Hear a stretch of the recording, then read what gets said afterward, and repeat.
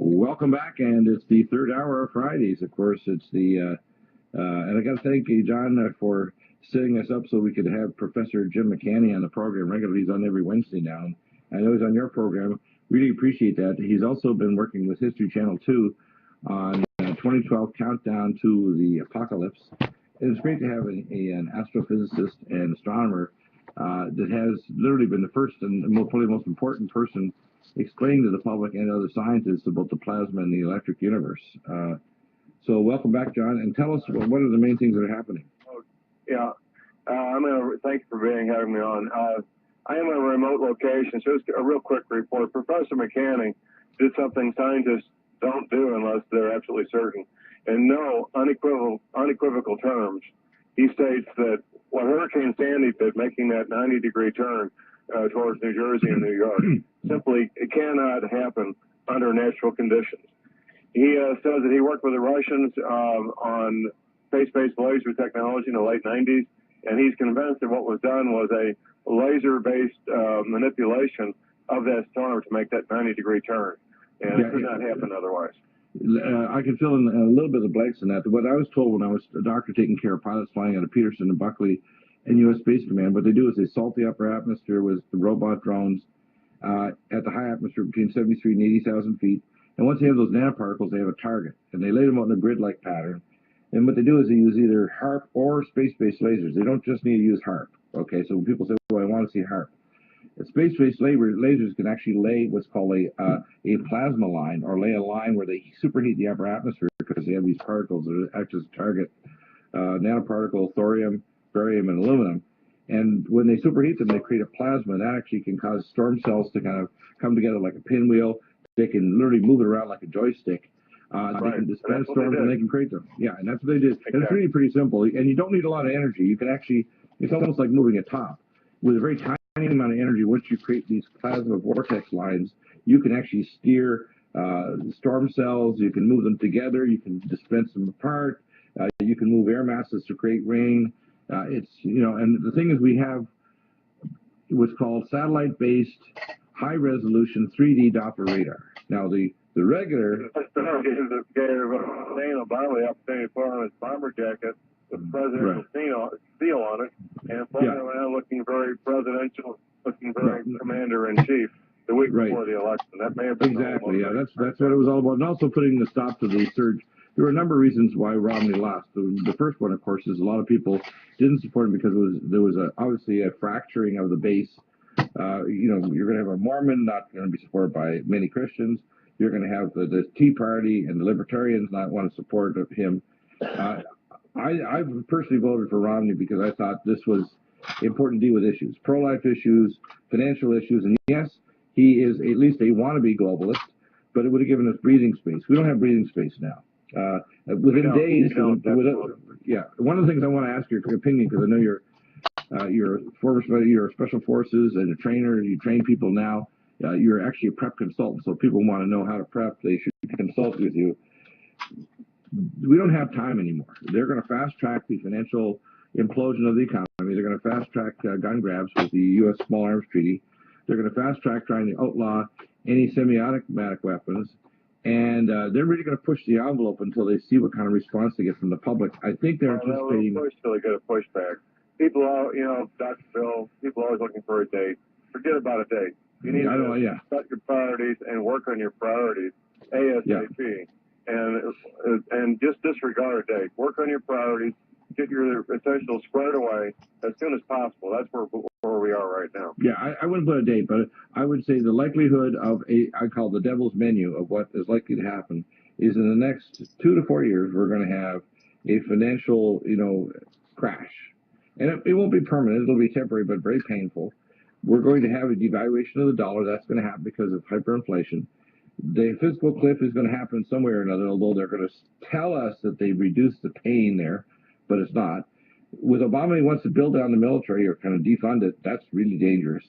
And also, this policy towards support of Israel is, even if you don't agree with Netanyahu and you don't personally get along with him, We need to integrate our military forces, not for a preemptive attack, but for preemptive defense, and if necessary, kind of what I call micro engineered attacks, like special forces coming in to get rid of these weapons that are stored in Syria. We don't need to invade the country or support Al Qaeda. We need to make sure they don't use these dang weapons.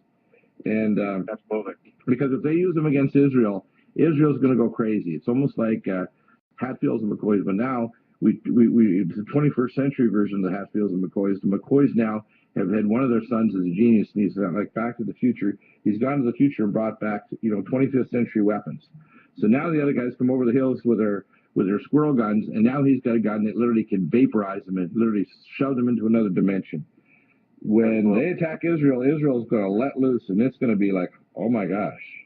And nobody, including the Russians or Chinese or us, will be able to stop them. If they try to crush the Israelis are going to release, and they call it this, the Samson option. So I agreed with the logic of Romney, even though some people call him a warmonger. No, you have to deal like Ronald Reagan from a position of strength, and then war doesn't happen. War happens only when you're weak, or you lead from behind like Obama, or you lie and you supply arms to Al Qaeda, and then you literally sacrifice an ambassador who's not behaving because he doesn't want to agree with the transfer of weapons, which is what was going on. I heard from my reports that Ambassador Stevens was actually not agreeing with all this massive transfer because he knows it was going to the bad guys, the Al Qaeda, the graduates of Camp X-Ray, and these other places like Guantanamo. I mean, I have my PhD in Guantanamo, and now I have armed weapons from Canada and America and Britain. Isn't that great? And by the way, don't think the Canadians are lily white. They make a lot of weapons up there, and they ship them all over the place in the open market. So do the Americans and the Brits.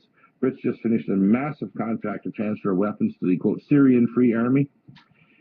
And, of course, the latest is this air zone that they want to create by getting Patriot 2 systems, parking them on the Syrian border.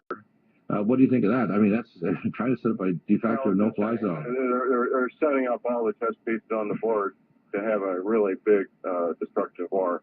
Dr. Bill, I'm going to run out of cell phone service here in about 60 seconds. Yeah, I appreciate you coming on. Thanks a lot for bringing on Professor McCanney.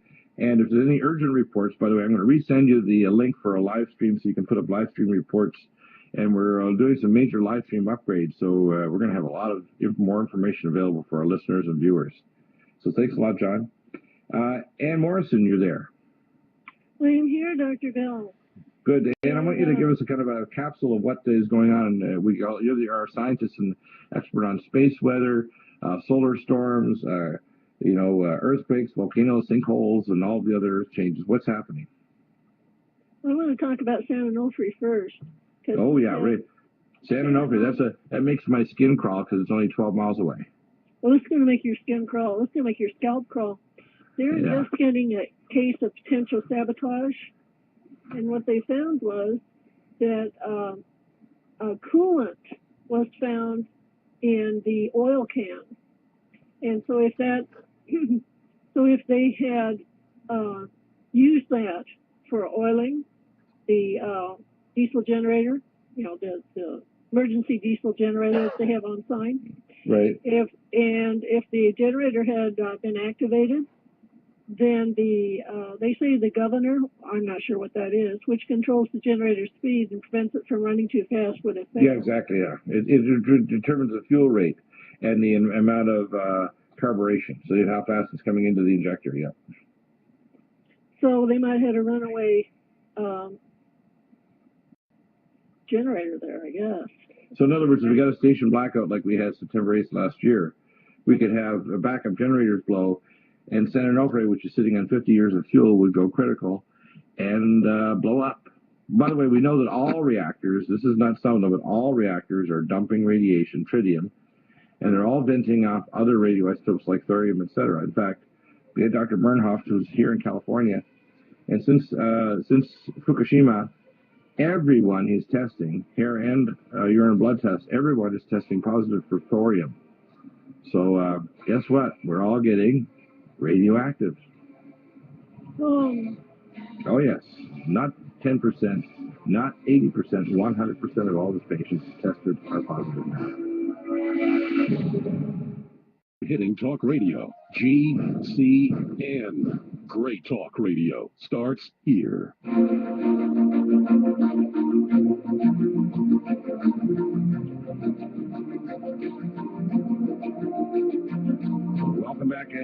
and we're talking on the break about a lot of things about weather manipulation. Nishio Kaku talks about a zero order culture, which he quote says we're a zero order. I beg to differ with Dr. Michio Kaku, the level one, tier one scientist, as Professor McCanny says. We're a tier one scientific community here in America, and the Russians are very closely behind. There's 3 other nations that have weather modification technology. We can precipitate earthquakes, storms. We can precipitate volcanic eruptions. We can disrupt the ionosphere and the ozone layer. And you mentioned something about the ham radio operators here and Hammer as well, that the last few years, the upper reflective area where they can bounce a signal using repeaters around the world is not on. And the reason for it is they're putting so dang much nanoparticles and activating in the upper atmosphere. Everywhere you go, you see these particles. And the way they work is thorium, which every 50 atoms of thorium-1 is radioactive. Barium and aluminum are all what's called paramagnetic, and they're ideal for turning into a plasma. And that's how it works. And they do 3 things. They can steer storms. They can trigger by pumping energy over a tectonic plate to create a piezoelectric slip. They can also insert frequencies that can affect life forms epigenetically on the planet. And they can also use as an EMP weapon to create plasma interferometry fields that can create a superheated plasma over a city equivalent to a 100 megaton weapon or more without any missile being launched anywhere on Earth within a matter of minutes. So literally the death ray from the 25th century, Buck Rogers, we have it. We have weapon systems that are so deadly they can cover an entire continent and hit a specific epigenetic frequency for a life form, an organism. It really is scary what we have. And the problem is these other nations, like Russia, are now retooling, and so the Chinese. There's a lot of industrial espionage. And unless we have a change of heart, we're not going to survive as a species on the planet, because beside the Earth changes, which we're not cooperating on, we're not cooperating on the area of using science to defend the planet from near-Earth objects. Dr. McCanny talked about the red hand of death, which he says is going to come in mid-January 2014, and that's the sign that happened at Moses, which caused the end of the Second Kingdom in Egypt and the volcanic eruption of Thera, and the final, some of the destruction of the 10 plagues of Egypt. Literally, that's coming. That happened 3,600 years ago, in a little over a year. Amazing, eh? Yeah, hi.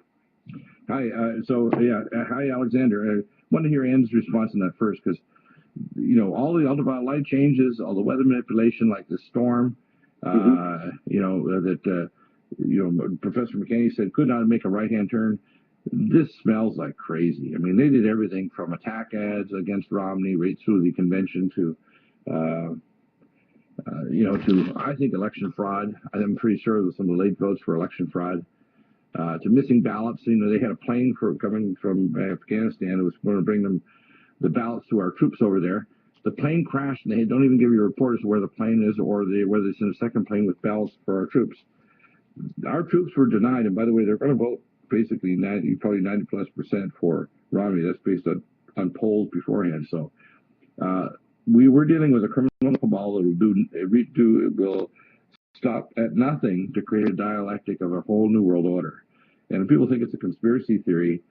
I call it vicious ignorance. They're so ignorant they won't get out of their own way when they're put in chains and marched either toward a guillotine or toward their gruel at their table and given a transcortical death chip that if they don't behave, they're given a nanoparticle discharge of a neurotoxin that'll kill them in seconds if they don't behave. People say, they can't do that, Deagle. I beg to differ. All of this horrendous technology you might think is in sci-fi movies, we're capable of today and have been for decades. So, and your comments about the weather and about these other things before we get on with Alexander. I think we lost our connection with Ann. Alexander, your answer, and then we'll try to reconnect with Ann in a minute. Go ahead. Yeah, I can't hear Ann, but what I see coming around the corner basically is that. The Tesla-based technology that the Russians have and the U.S. has are not good. Scalar weaponry will be used in this war. It will be used. It's already being used, and to a certain extent. But as we see things, heating up, we're going to see, instead of thermonuclear war, we're going to see the use of these technologies in order to weaken the other nations. For example, Russia could bring down civilian aircraft over to the United States just by hitting a button and bringing down, let's say, 100 flights just by pushing one button. They have that technology now. And yeah, the thing is that people should understand they're basically we call information overload. And I saw a video clip that was done by a good friend of mine, Jerry McLaughlin from Clean TV. It was done for Western journalism. And I want to post up the link on that. You're a really good analyst because you're able to look outside because you're living in Ensenadas, Mexico, and you're a journalist covering all the American issues. You know that they're preparing eventually, as Joel Skousen says, a full-force invasion, probably 6, 8, 10 years from now, from China across the Mexican border into America. They're preparing to sacrifice American people by the tens of millions with a PDD-60 policy to not have a counterstrike against a nuclear attack on America. They're trying to collapse the economy so they can wipe out the middle class as much as Obama says he's going to help, and he's going to give people Obama phones and everything else. It really is very disturbing, and the more disturbing than Obama is the ignorance, the willful ignorance of people that believe that Obama is for them, or that Obama isn't just a figurehead, and there's thousands of people in his regime and entourage that are doing all kinds of things. And what's interesting is when there's going to do something really, really quickly and bad, one of the things you have to recognize is that now when we have the head of the CIA, General, I call him Betray Us, they say he's leaving because of an affair. I'm thinking, can you believe that? No, that is unbelievable news. No, what a righteous man in the military we have, huh? Well, look, let's put it this way. I could care, as they say, a rat's behind whether he has an affair or not. If he's a good general, he's doing his right job. His personal issues, that might go in 1950s or 60s, but here in 2012, what the heck are they doing using the excuse of an affair to try to remove a general unless they're planning on doing something he disagreed with strongly? And they said, well, we're just going to pluck your butt out of there, bud, because you're not going to go along with whatever we're going to do. Just like the recent general they tried to attack and kill in one of the most highly secure bases. What was his name? General Dempsey? Dempsey. They tried to kill him a couple of weeks ago, just before the election, because he wouldn't go along with what was happening. I guarantee you that this Ambassador Stevens, who was involved, because that, by the way, that base in Benghazi was the transshipment point for all these weapons coming into Benghazi before they're air flighted out to Syria. The arms corridor to Syria, exactly. Right. So yeah, he basically, this is what I used to see happen. They had this scamtastic scheme where he was going to be abducted. They're going to shade him for the blind shake, which is why the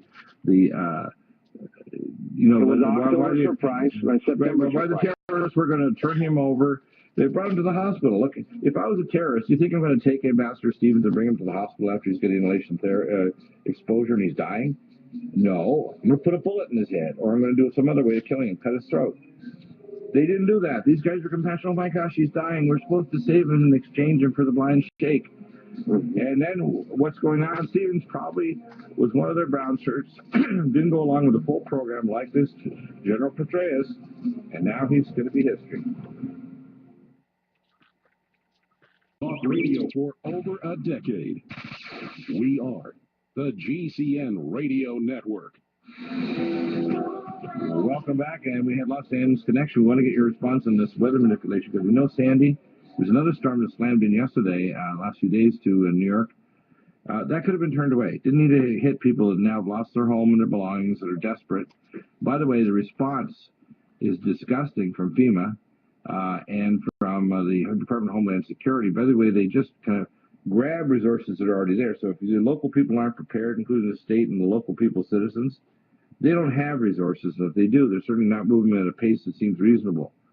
Yeah, so, I heard that the local police picked up the generators that people had brought in to run their data banks, and they just confiscated them and took them to run whatever FEMA wanted to run.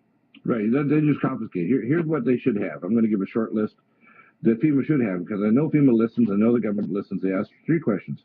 Who's on Deagle's show? What questions are they asking, and how the hell do they know the answer? First thing is, number 1, they should have 4 seasoned tanks. Number 2, they should have generators that run on diesel, and these are small ones. they should have what's called long distance power cables, and we can get the more advanced ones that can carry power with a little power drop on. They should have large, I would say 50-gallon drums full of water, so they can bring those in there. They should have filtration systems. They should have porta potties they can bring in by helicopter. They should have ways of having safe heaters so people don't die of carbon monoxide. When they had the ice storm up in Quebec back many years ago, more people died of carbon monoxide poisoning from having space heaters inside their home than anything else. So, well, they want to go on the Red Cross model, and the Red Cross model says put them into a tent city, and that's what they've done. And they haven't just built over. I mean, they could have been. Well, first off, you don't need a tent city. Firstly, you can put them. Their tents can be anywhere. Their tents can be not a tent city. They can be in an area that's right by their home in their backyard. The fact is they lost their power. A lot of these people didn't have their home destroyed. They just lost power.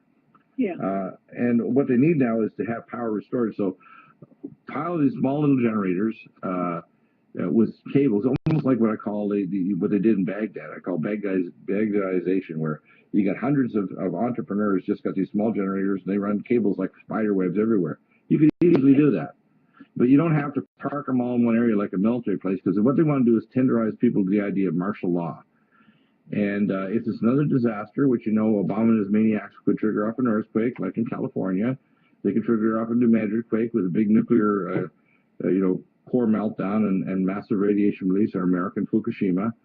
They could have a massive plague release, which we know is bioengineered. By the way, Fort Calhoun went down during the flooding 2 years ago, and it's still not working. Well, there's a number of these reactors that are still in backup. I think Oyster Creek was having major problems with a couple other reactors in New York. And it proved that basically they don't have any preparation. If there ever was anything longer than 2 weeks, which is their fuel storage depot, if anything happened, even just roads blown or disrupted from earthquakes, volcanoes, or bad weather, these reactors are going to blow all over the place. And, it's not just bad planning. This is on purpose. Because you could have pre-placed all these tents and generators. You could have the heavy lift military helicopters come in and drop them.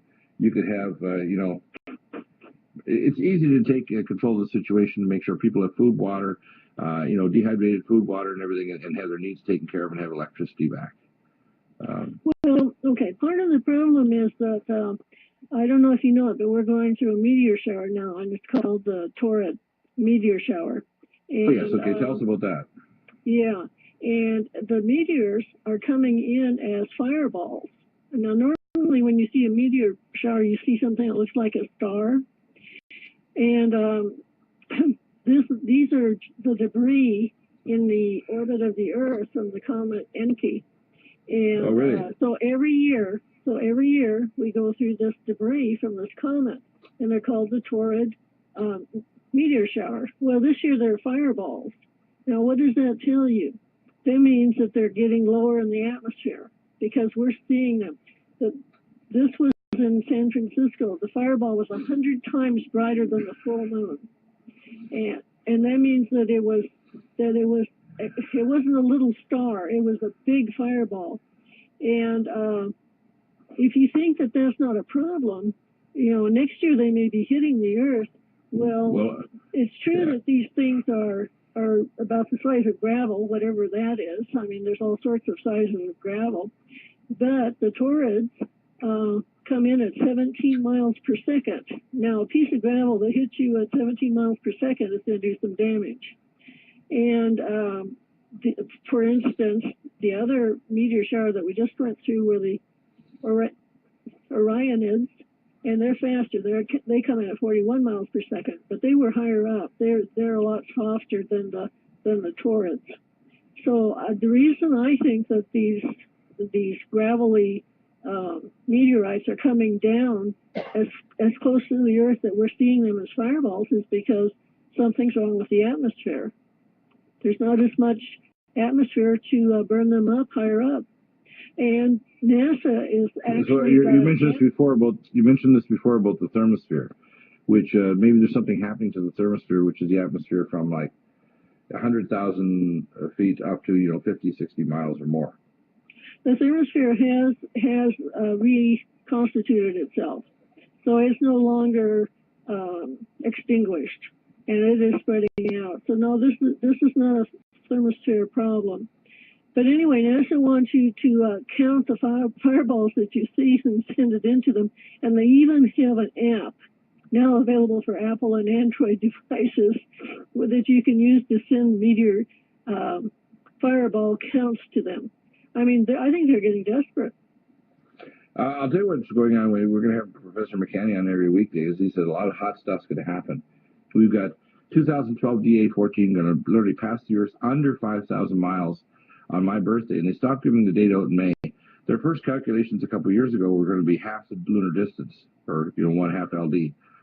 Now it's under 5,000. That's in May. My guess is this object is going to be a heck of a lot closer. Plus, it's going to have a debris field around that's going to strike the Earth.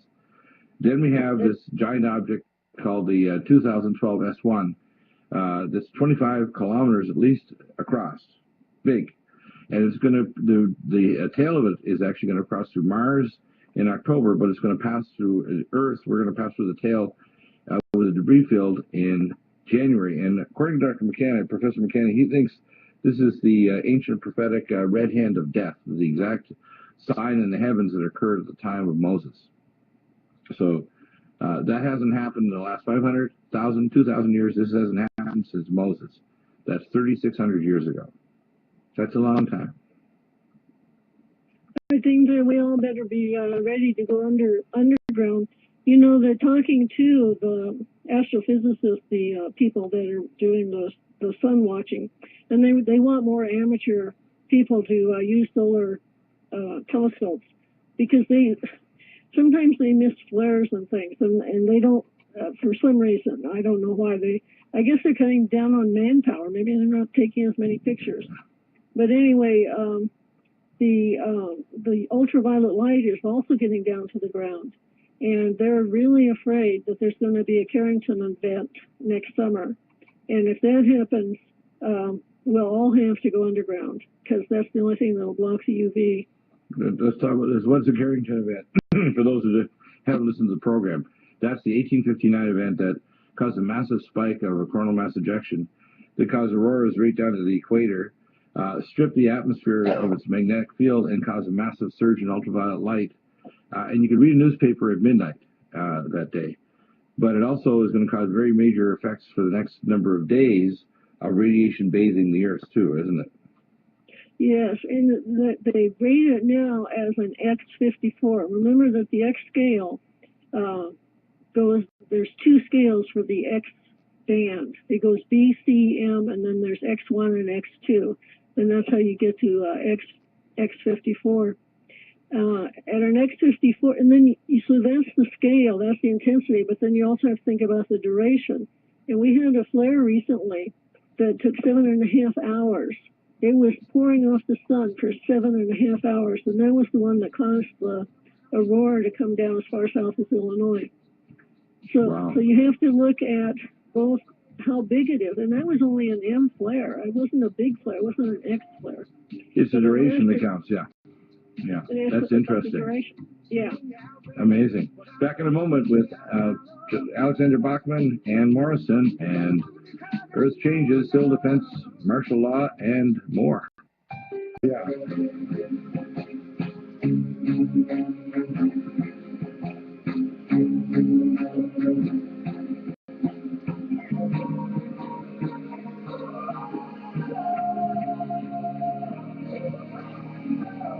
Welcome back, and you had some very important things to say. It's Jet Propulsion Lab, JPL, and others.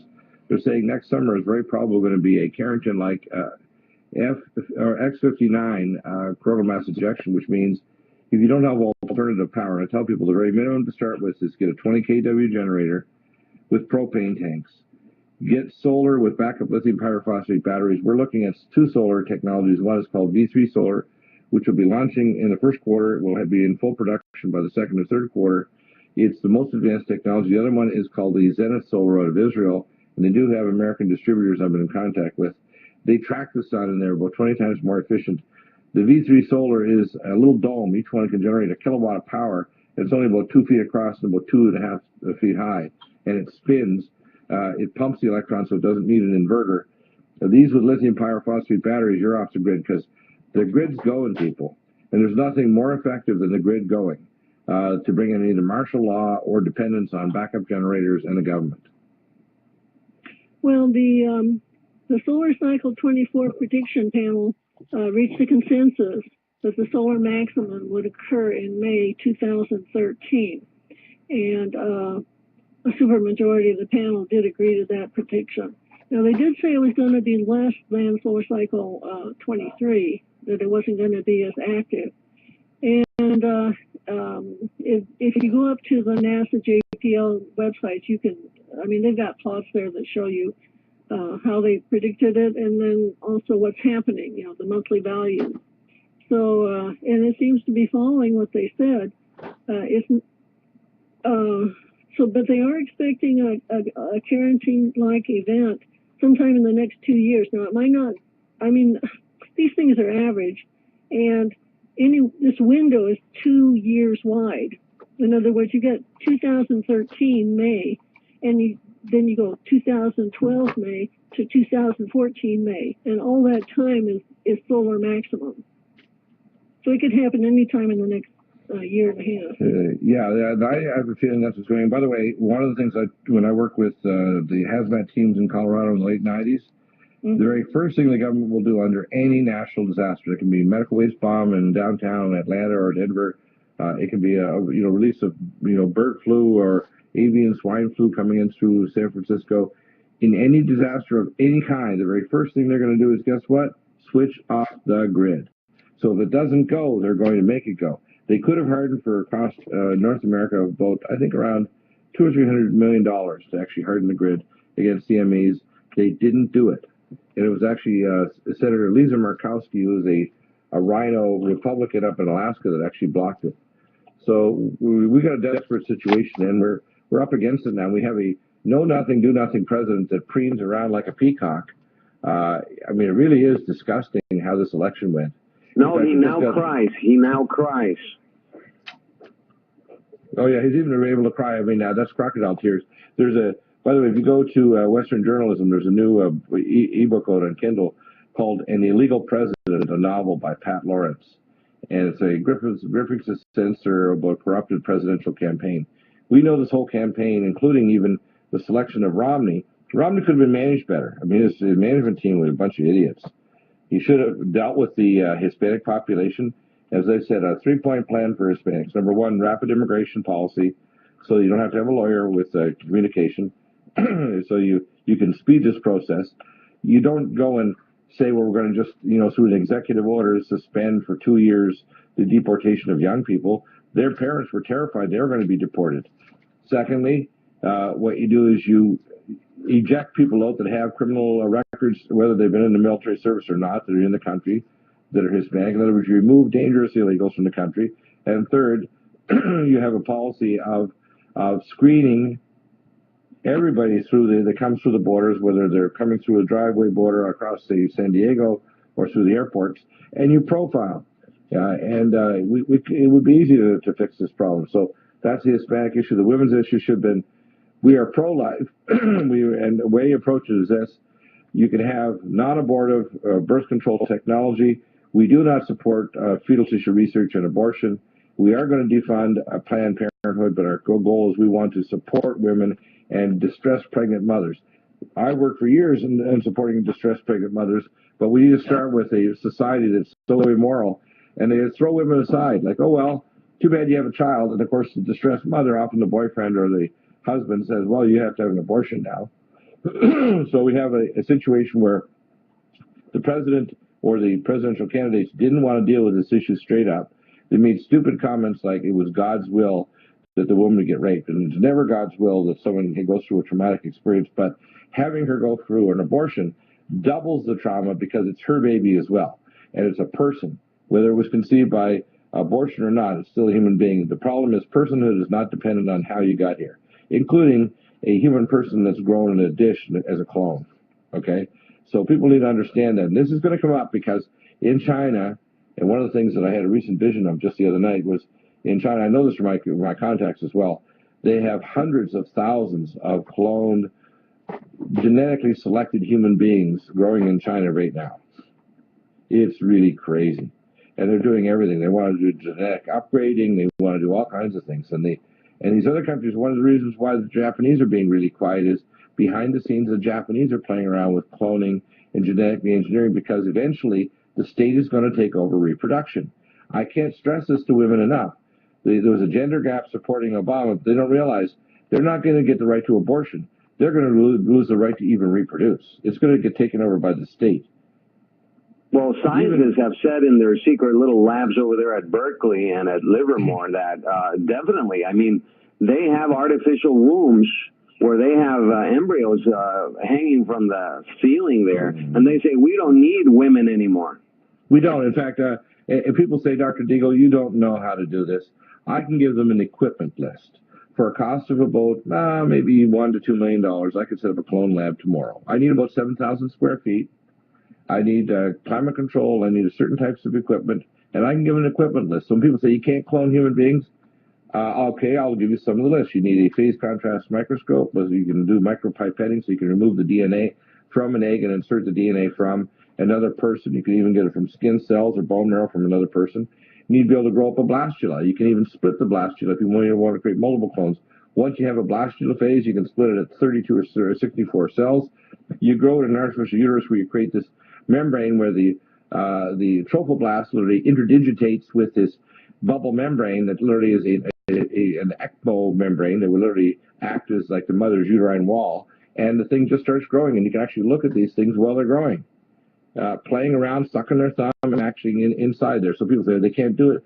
George Washington University was doing research back in the 70s, the University of Palma, Italy, and the Pope actually made an order to tell them to shut it down over 30 years ago.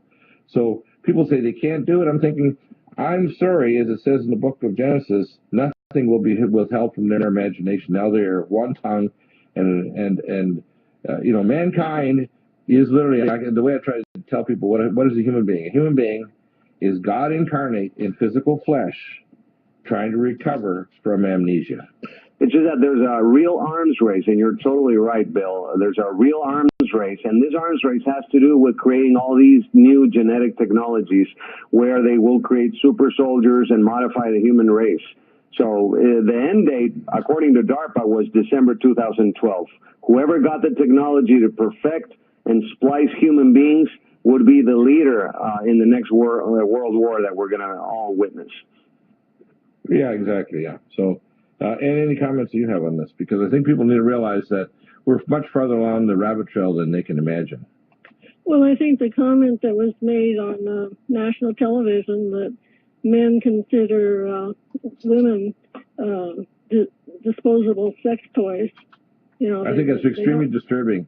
You see, this is why if you have an immoral society, it's going to destroy itself. Women should be rejoiced, should be treated with great respect, should get equal pay for equal work, should have equal access to become doctors and lawyers and scientists. Women should know that we're going to protect them if they happen to become pregnant. We're going to support and protect them, but we're also going to not authorize them to have multiple children from multiple boyfriends, which is what we're seeing in the inner city. We want to have a situation where morality comes back, where we have non-abortive birth control technologies so that people don't have to be continuously pregnant either. And there's simple ways of doing that with a valve at the uterine junction, easily put in there. There's no need for the abuse of women. This is what's happened to the Republican Party and with their approach toward immigration. Good, hardworking, decent people that want to come here to work, let them come. If we have the resources, if we have the strong, hardworking people, we can easily handle a larger population, but we have to also control who comes here and who should not be in America. And that's easy to solve, but we have to do profiling, and we have to make sure we remove things like Sharia law from our mosques in America. Not a problem to have Muslims here, but let's be no Sharia law, no jihad zone.